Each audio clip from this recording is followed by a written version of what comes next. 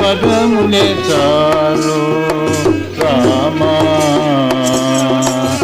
నీ పదములే 10,000, నీ పదములే చాలు.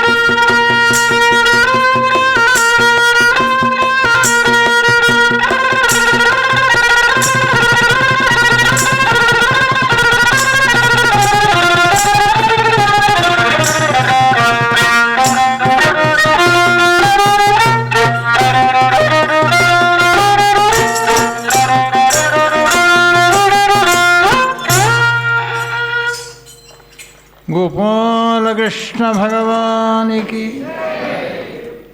భగవంతునికి సంగీతం అంటే చాలా ఇష్టం. అందుకే ఆయనే సంగీతం రాని వాళ్ళకు కూడా నేర్పడానికి ఒక ఫ్లూటు పట్టుకున్నాడు. ఇలా వాయించాలయా చెప్పాడు. నాట్యం ఆడి చూపించాడు. ఎక్కడ? కాళీయమర్ధన సమయంలో. ఎటువంటి ప్లేస్ అండేది అంటే ఇలాగా ఏదో చదునుగా ఉన్న ప్లేస్ కాదు, పడిగెలు. ఒకటి ఎత్తు, ఒకటి వంత, ఒకటి కిందికి, ఒకటి పైకి ఉన్న ఆ ప్లేస్లో నడుంకు కాస్త గట్టి మురళిని చెక్కుకొని, మురళిని చేత పట్టుకొని, ఓ చేత పాము తోక పట్టుకొని, ఇంకో చేత మురళిని వాయిస్తూ నాట్యం చేస్తే పార్వతీ అమ్మవారు శివునితో అన్నది, చూసావా నువ్వు కూడా చేస్తావు అప్పుడప్పుడు నాట్యం ఇల్లదిరిపోయేటట్టుగా, కానీ ఎంత బాగుందా నాట్యం చూడు అందట. బ్రహ్మదేవుని యొక్క భార్య సరస్వతీదేవి స్వామి నాట్యం చేస్తూ ఉంటే, అడుగులు వేస్తుంటే దానికి తగినట్టుగా వీణను వాయిస్తుందట. అందుకోసమే సంగీతం అంటే స్వామికి ఎక్కడి నుంచి వచ్చింది? సంగీతం అంటే సామవేదంలోంచి వచ్చింది. మన ఆత్మదేవుడు పండు తీసుకువచ్చాడు, భార్యను పిలిచాడు, ఏమే దుందిలి అన్నాట. ఏమండి ఏమైంది? అవుడేం కాదే, కావలసింది ముందు ముందు ఉంది. నా యోగం ఫలించింది, అదృష్టం ఫలించింది, ఒక సాధువు కనిపించాడు, ఒక పండున ఇచ్చాడు. ఇది మామూలు పండు కాదు సుమా, సంతాన ఫలమని ఇచ్చాడు. ఈ సంతాన ఫలాన్ని నువ్వు భుజిస్తే మనకు చక్కని సంతానం కలుగుతుంది. ఈ పండు తిన్న తర్వాత కొన్ని నియమాలు కూడా చెప్పాడు. ప్రశాంతంగా ఉండాలి, సాత్వికమైన ఆహారాన్ని తినాలి, ఆ తర్వాత నిరంతరం భగవత్ స్మరణ చేస్తూ ఉండాలి అని కొన్ని నియమాలు చెప్పాడు. అని ఆ నియమాలు కూడా చెప్పి ఈమె చేతికి పండిచ్చాడట సంతోషంగా. నువ్వు పండు తినేంత లోపల నేను అంతలో ఓ 4-5 పుణ్యక్షేత్రాలు దర్శించి వస్తాను అన్నాడు. తీసుకుంది పండు. అసలు ఈ పండు తినడమా మానుకోవడమా? పిల్లల్ని కంటే కష్టమా లేకపోతే సుఖమా? అందుకోసం ఎవరెవరైతే ప్రసూతి అయి పిల్లల్ని కన్న వాళ్ళు ఉన్నారో వాళ్ళ దగ్గరికి వెళ్ళిందట గైడెన్స్ కోసం. ఏమండి పిల్లల్ని కంటే సుఖమా కష్టమా అంటే, దొరికిన వాళ్ళందరూ కూడా ఎట్లాంటి వాళ్ళు దొరికారు దీనికి అంటే విరుద్ధమైన వాళ్ళు దొరికారు. దైవాద్ఘాటితే ప్రజేద్గ్రామే ఫలాయే గర్భిణీ కథం శుకవన్నివసేద్గర్భం తం కుక్షే కథముత్సృజేత్ తిర్యక్షేదగచో గర్భా సదా మే మరణం భవేత్ ప్రసూతౌ దారుణం దుఃఖం సుకుమారి కథం సహే మందాయాం మయి సర్వస్వం నానందా సంహరేత్ తథా సత్యశౌచాది నియమో దురాధ్యాత సదృశ్యతే. గోపాలకృష్ణ భగవాన్. గోపాలకృష్ణ భగవానికి జయ అంటే ఎక్కడ దాకా పోవాలనుకున్నాం నిన్న. కనీసం ఎల్లారెడ్డిపేట దాటికి నారాయణపురం దాకా కూడా చేరకపోయా దగ్గర కనుక గోపాలకృష్ణ భగవాన్. మిమ్మల్ని కష్టపెట్టడం ఎందుకంటే నాకు నిద్ర రాకుండా, అందుకోసం అది పండు తీసుకున్నది చక్కగా వీళ్ళ దగ్గరికి వెళ్ళింది. ఏమండి మీకు పిల్లలు అయింది కదా, కష్టమా పిల్లలు అంటే? కష్టమా 9 నెలలు మోయాలి. పోనీ ఏదైనా ఊరేగింపు వస్తుంది, ఉరికి చూద్దామంటే ఉరకరాదు, మెల్లగా నడవాలి. తట్టుకొని అడ్డం పడితే ప్రమాదం అవుతుంది. ప్రసూతము దారుణం దుఃఖం. ప్రసూతి అంటే ఏమనుకుంటున్నావు? పునర్జన్మ.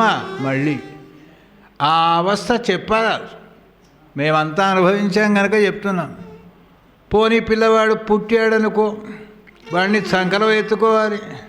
9 నెలలు కడుపులో మోయాలి, ఓ 9 నెలలు సంకలో మోయాలి.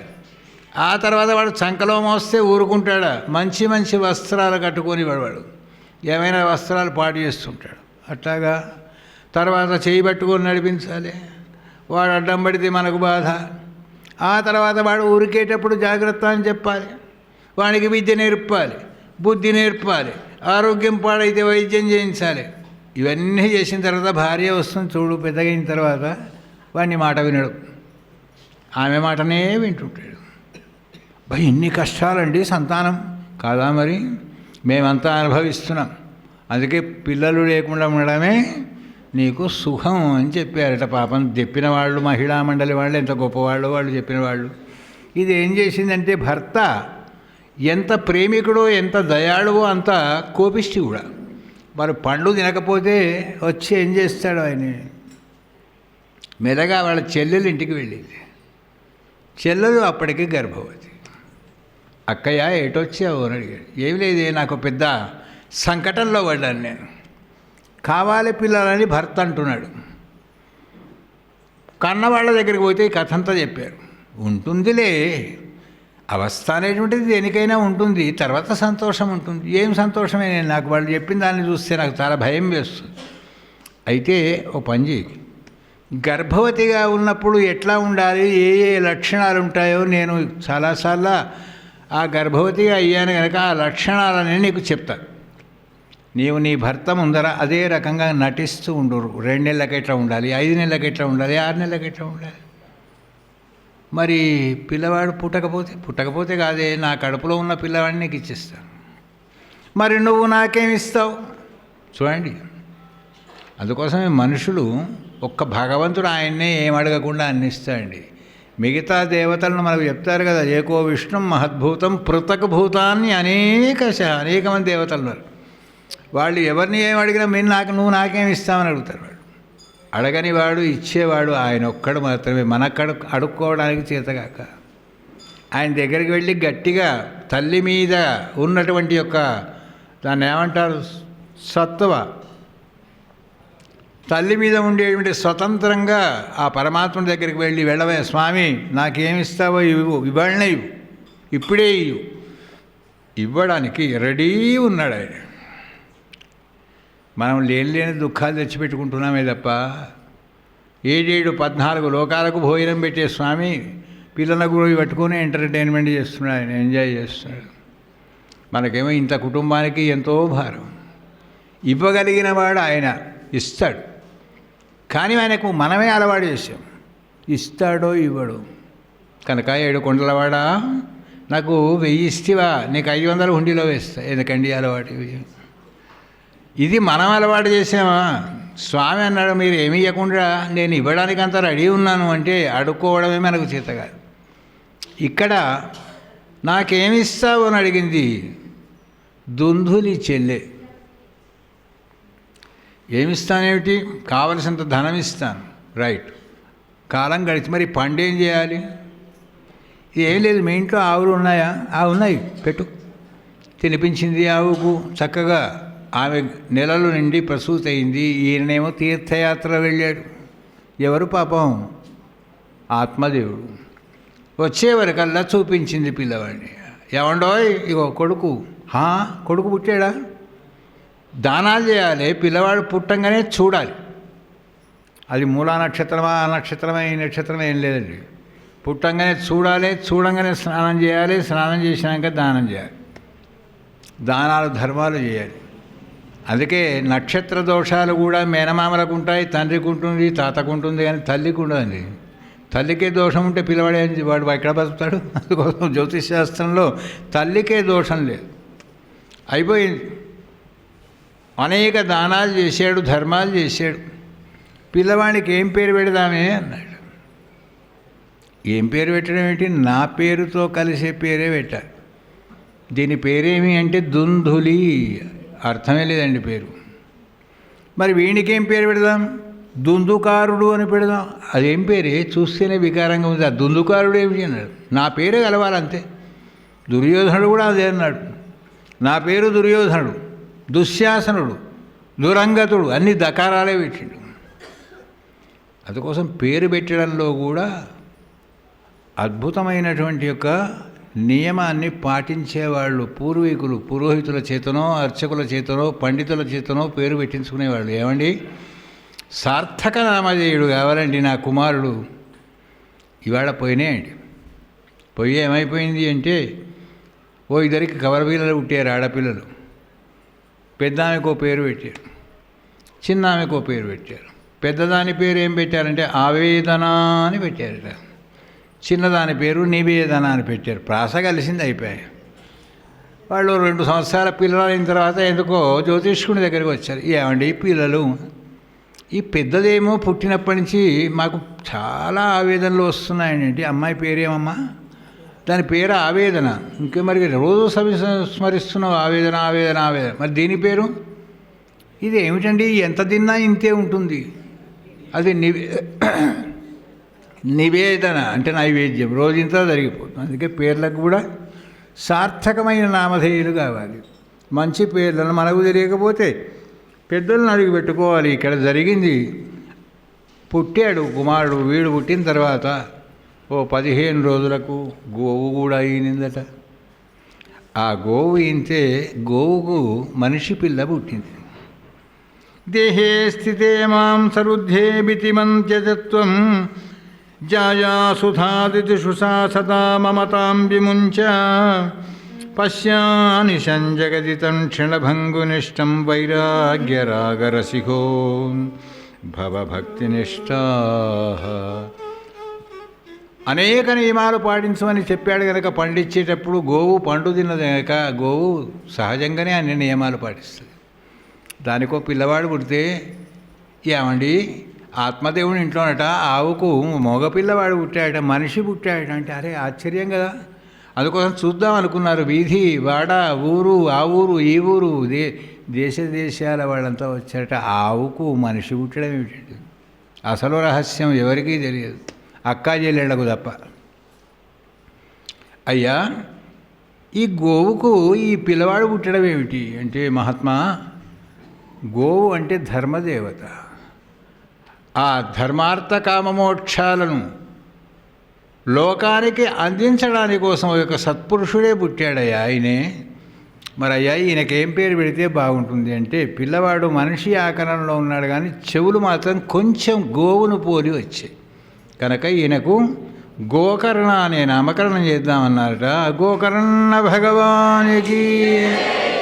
ఇద్దరు పెరుగుతున్నారు పిల్లలు.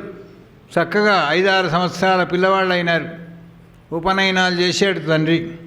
నాయన దుందుకారు సంధ్యావందనం చేయరా. సంధ్యావందనం అంటే ఏమిటి అని అడిగాడు. సంధ్యావందనం అంటే అక్కడ దూరంగా ఉన్నటువంటి ఒక సూర్యభగవానుడు లోకరక్షకుడు, జీవసాక్షి అతడు. ఆయనకి ఏం చేయాలి? ఒక నమస్కారం, ఒక దోషెడ నీళ్లు అర్ఘ్యం వదిలితే చాలా సంతోషిస్తాడు, సమస్త సంపద ఇస్తాడు. నాన్న ఈ పక్కన ఉన్న పొలానికే ఇక్కడి నుంచి నీళ్లు పెడితే పోవు, అక్కడ ఉన్న సూర్యునికి పోతాయా? వీడు మహాజ్ఞాని. అందుకోసం నేను అర్ఘ్యప్రదానం చేయాలి. నాయన గోకర్ణ వీడు చక్కగా సంధ్యావందనం, అనుష్ఠానము, హోమము అన్నీ చేసుకుంటున్నాడు. ఎవరు చేసుకుంటే వాళ్లకు యోగం అండి. జపము, తపము, అనుష్ఠానము, పారాయణము, సత్ప్రవర్తన ఎవరి సొమ్ము అంటే ఎవడు చేసుకుంటే వాడిని సొమ్ము. చేసుకోగలిగిన వాడు అదృష్టవంతుడు. కాలం గడుస్తోంది, పోనీ పెళ్లి చేస్తేనైనా బాగుపడతాడేమో. చాలామందికి ఆలోచన ఉంటుంది. పెళ్లి చేస్తే బాగుపడేవాడు పెళ్లి చేసినా బాగుపడతాడు, పెళ్లి చేయకుండా బాగుపడతాడు. చెడిపోయేవాడు ఏ చేసినా చెడిపోతూనే ఉంటాడు. యవ్వనం వచ్చేసింది, వివాహం జరిగింది, అద్భుతమైనటువంటి యొక్క సత్సంప్రదాయ కుటుంబంలోంచి అమ్మాయిని తీసుకొచ్చారు. సుముహూర్తంలో తదేవ లగ్నం, సూర్యం తదేవ పెళ్లి చేశారు. కానీ వీళ్ళు మార్పేం లేదు. యవ్వన దశ వచ్చిన తర్వాత అప్పుడుండే వికారాలకు బానిస అయిపోయినాడు. వీడు అనేకమైనటువంటి యొక్క దురలవాట్లకు లోనైపోయినాడు. ఏవి దురలవాట్లు అని ప్రపంచంలో చెప్పుకుంటామో అవన్నీ కూడా వీనికి ఉన్నాయి. చూసినాయట నాయన దుందుకారా, ఇలాంటివి మనం నేను ఇవే చేస్తాను అంతే. నువ్వు ఎన్నన్నా చెప్పు, నా ఇష్టం ఉన్నట్టే చేస్తాను. తల్లి చెప్పింది, వచ్చిన భార్య చెప్పింది, ఏమండి మనం సత్ప్రవర్తన నియమావళి గల కుటుంబంలో పుట్టారు మీరు. భగవంతుని ఆరాధన, దానము, ధర్మము, వేదము ఇవన్నీ కూడా అవన్నీ నాకు అక్కర్లేదు. నాకు అవి అక్కర్లేదు, అవసరమైతే నువ్వు కూడా అక్కర్లేదన్నాడు. వీడు వేశ్యాలోలుడు అయిపోయినాయట, జీవితాన్ని పాడు చేసుకున్నాడు. ఈ దురాగతాలు చూసిన తల్లి వెళ్ళిపోయింది, తండ్రి వెళ్ళిపోయినాడు. నాయనా గోకర్ణ నువ్వు చేసుకుంటావురా పెళ్ళి అని అడిగాడు. నాన్న చేసుకున్నవాడు ఏ సుఖంగా ఉన్నాడు కనుక నేను చేసుకోవాలి. ఈ జీవితం యవ్వనం కొంతకాలమే ఉంటుంది కదా, అయిపోయిన తర్వాత ఎక్కువ కాలం ఉండేది మరి ఏంటి ముసలితనమే. చూడండి బాల్యం ఎంతవరకు ఉంటుందండి? 12, యవ్వనం 12 ముళ్ళ 36. ఆ తర్వాత దాన్ని ఏమంటారంటే ఇంటర్వెల్ పీరియడ్. అటు యవ్వనం కాదు, ఇటు ముసలితనం కాదు. ముసలితనం వస్తుంది అని 36-40 సంవత్సరాల తర్వాత గైడెన్స్ ఇస్తుంది. ఏది? కాలం. తెల్లబడ్డాయి వెంట్రుకలు, ఊడిపోతున్నాయి పళ్ళు, నొప్పులు పెడుతున్నాయి కాళ్ళు, ఏమొస్తున్నట్టు లెక్క. 50 సంవత్సరాల వరకల్లా దాన్ని ఏమంటారంటే ఇటు వయస్సు కాదు, అటు ముసలితనం కాదు. వస్తున్నానయా ముసలితనాన్ని. ఎన్ని రోజులు ఉంటుంది ఆ ముసలితనం అంటే? 50 ఏళ్ళు ఉంటుందండి. బాల్యం కంటే యవ్వనం ఎక్కువ, యవ్వనం కంటే వృద్ధాప్యం ఎక్కువ. ఆ వృద్ధాప్యంలో ఏముంటుందంటే, వృద్ధాప్యం ఏమైనా కష్టం అంటే కాదు. 50 ఏళ్ళు అనుభవించిన జీవితాన్ని మళ్ళీ 50 ఏళ్ళ వరకు చెప్పుకుంటూ మంచి జన్మ, అసలు జన్మనే వద్దు, వస్తే సత్జన్మ ఏదన్నా రావాలని ఆలోచన చేయడానికి ఉండవలసిన కాలమే వృద్ధాప్య కాలం అంటారు. కానీ అది ఎప్పుడు వస్తుందో మనకు తెలియదు, వచ్చింది కూడా తెలియదు. వచ్చినా కూడా దాన్ని దాచుకుంటూ ఉంటాం. పండ్లు ఊసిపోతే మళ్ళా కట్టించుకుంటున్నాం, వాటికేదో రంగులు పూస్తున్నాం. నీకు ఎంతనండి? 50 ఏళ్ళు వచ్చినట్టే కనిపిస్తున్నాయి, 60 వచ్చినాయి అంటే ఎక్కడిదండి? 59 సంవత్సరాల 5 నెలలే, ఇంకెంతకాలం ఉంది 60 రావడానికి? 5 నెలలే. దీన్ని దాచుకుంటూ ఉంటారు. అటువంటి ఒక స్థితి కలుగుతుంది కదా నాన్న. ఈ జీవితాన్ని భగవద్ అర్పణం చేస్తాను. తీర్థయాత్రలు తిరుగుతారు, పెద్దలను సేవిస్తారు, పుణ్య నదీ క్షేత్రాల్లో స్నానాలు చేస్తారు, భగవాన్ నామం చేసుకుంటానని వాడు వెళ్ళిపోయాడు. వీణిగతి ఏమైపోయిందంటే పాపం వీడు చెడ్డ అలవాటు ఒక్కటి ప్రారంభమైతే చాలండి లోకంలో, ఒకదాని వెంట ఒకటి అవే జైన్ అవుతూ ఉంటాయి. పిలవాల్సిన అక్కర్లేదు. ఒక్క అబద్ధం ఆడడం నేర్చుకున్నామా, దాన్ని కప్పిపుచ్చుకోవడానికి 1000 అబద్ధాలు ఆడవలసి వస్తుంది. అయిపోయింది. ధనం పెట్టినంత కాలం సేవించారు వాళ్ళంతా వేశ్యాంగనలు. చూచాయట ఇంట్లో ఉన్నాయన్నీ అయిపోయినాయి, అమ్మి పెట్టాడు. చివరి వరకు దొంగతనాలు మొదలుపెట్టాడటండి. తీసుకొచ్చి ధనాన్ని ఇస్తూ ఉంటే వాళ్ళకోనాడు ఆలోచన కలిగింది.